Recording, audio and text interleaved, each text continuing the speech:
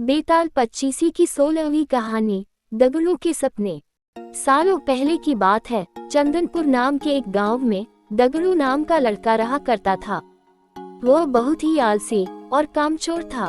दगलू के आलस और दिन रात सोने की आदत से उसकी बूढ़ी माँ परेशान रहती थी। किसी तरह वो दर्जी का काम करके अपना परिवार चलाती, लेकिन दगलू पर इसका कोई असर नहीं पड़ता। वो तो बस दिन रात सोता और सपने देखा करता था। लेकिन सबसे अनोखी बात ये थी कि जब भी वो कोई अनहोनी या बुरी घटना से जुड़ा सपना देखता तो कुछ घंटों बाद वह सपना सच हो जाया करता था।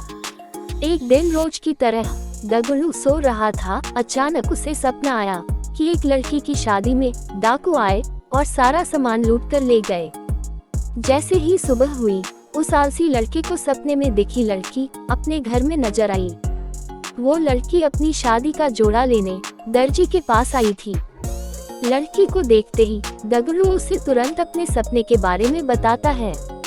लड़की परेशान होकर घर जाती है और घर वालों को सारी बात बताती है। सब लोग सपने की बात सुन तो लेते हैं, लेकिन उस पर विश्वास नहीं करते और कुछ ही घंटों बाद लुटेरे शादी का घर और बारातियों को लूटकर चले जाते हैं।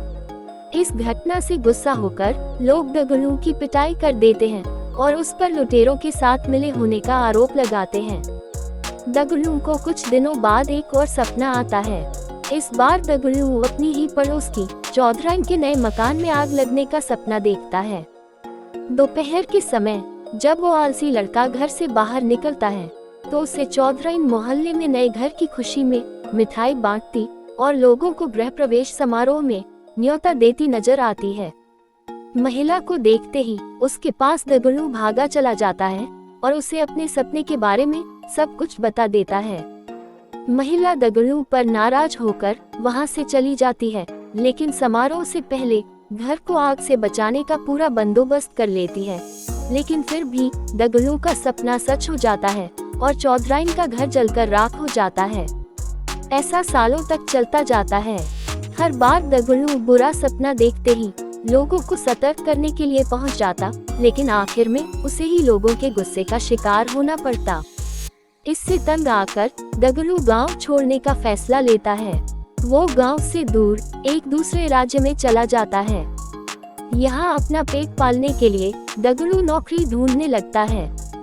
किस्मत से उसे एक राजा के यहाँ चौकीदार का काम मिल जाता है।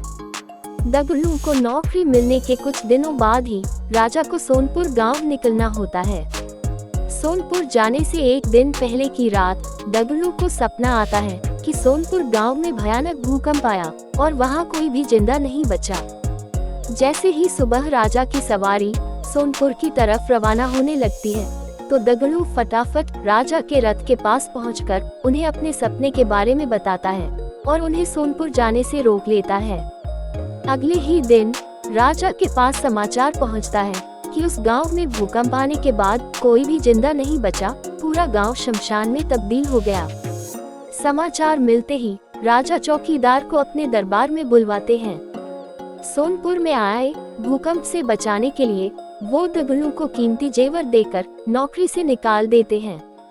इतनी कहानी सुनाकर बेताल चुप हो जाता है। कुछ देर बाद वो राजा विक्रम से पूछता है, बताओ दगलू को उपहार देने के बाद नौकरी से क्यों निकाल दिया गया? सवाल सुनते ही राजा विक्रमादित्य जवाब देते हैं कि उसे जेवर राजा की जान बचाने के लिए दिए गए और चौकीदारी करते समय सोने के लिए उसे नौकरी से निकाल दिया गया।